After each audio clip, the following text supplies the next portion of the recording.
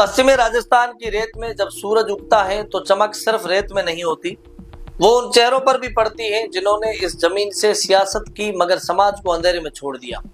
नमस्कार, मैं हयात कलीम मेहर और आप देख रहे हैं द बवाल। आज बात उस समाज की जो पहचान में मजबूत कहलाता है पर हक की बारी आती है तो मजबूर दिखता है। सिंधी समाज, वो समाज जिसने अब्दुल हादी जैसे 7 बार विधायक बनाए, अमीन खान जैसे नेता दिए जो शिव से 5 बार विधानसभा पहुंचे और मंत्री भी रहे, शाले मोहम्मद 2 बार विधायक और मंत्री, हाजी फतेह मोहम्मद जिला प्रमुख, फतेह मोहम्मद खान रहूमा कांग्रेस जिला अध्यक्ष बाड़मेर। इतने नाम, इतनी कुर्सियां, इतना वक्त, लेकिन सवाल वही पुराना, मुस्लिम समाज को मिला क्या? ना एक ढंग की हॉस्पिटल, ना शिक्षण संस्थान, ना कॉलेज, ना यूनिवर्सिटी जहां हमारा बच्चा जाकर अपने सपने पूरे कर सके। आप सोचिए, अगर इतने सालों में इन नेताओं ने शिक्षा नगर भी बना दिया होता तो शायद आज हमारे बच्चे दूसरे जिलों में किराए के कमरों में भटक नहीं रहे होते। जिस दौर में ये मुस्लिम नेता विधानसभा पहुंचे थे उसी वक्त जाट समाज के नेता भी पहुंचे थे, मगर उन्होंने अपने समाज को शिक्षित बनाने की ठानी, गुलाम बनाने की नहीं। हेमाराम चौधरी अपनी जमीन शिक्षा के नाम कर दी, वीरेंद्र धाम जैसा संस्थान बनाया, कर्नल सोनाराम चौधरी अपने समाज के युवाओं को सेना में भर्ती कराया, राजपूत समाज ने भी शिक्षा को आंदोलन बना दिया, हर गांव में तनाश्रम बने, हर कस्बे में हॉस्टल खुले।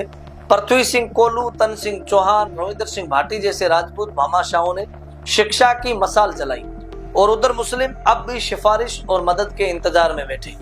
अगर बात पूरे देश की मुस्लिम लीडरशिप की करें तो वहां तस्वीर बिल्कुल अलग है। ओवैसी परिवार ने हैदराबाद में स्कूल से लेकर मेडिकल कॉलेज तक बनवाए। आज उनके ट्रस्ट के तहत 62 स्कूल और 22 कॉलेज चल रहे हैं। बदरुद्दीन अजमल असम के बड़े मुस्लिम नेता, उन्होंने 56 स्कूल और 12 कॉलेज अपने समाज के लिए बनाए। आजम खान यूपी के रामपुर में जौहर यूनिवर्सिटी खड़ी कर दी, जहां हजारों बच्चे आज तालीम हासिल कर रहे हैं। यानी सियासत सिर्फ कुर्सी तक नहीं रुकी, उसने समाज के भविष्य की इमारत भी खड़ी की।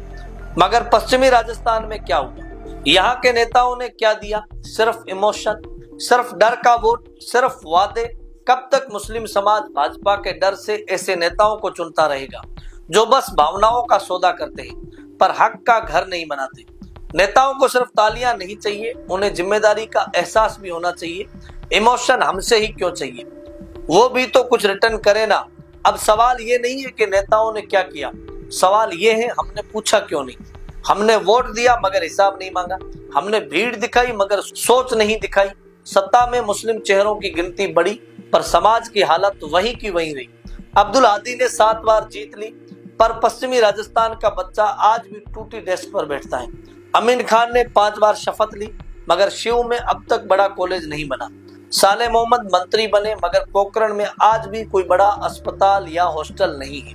नेता ऊंची कुर्सियों पर बैठे पर समाज की नींव ढहती चली गई। जाटों ने अपने बच्चों को डॉक्टर और इंजीनियर बनाया, राजपूतों ने अपने युवाओं को अफसर बनाया और हम अब भी किसी लीडर के वादे में खोए हुए हैं। अब वक्त आ गया है कि सिंधी समाज अपने नेताओं से सवाल करे।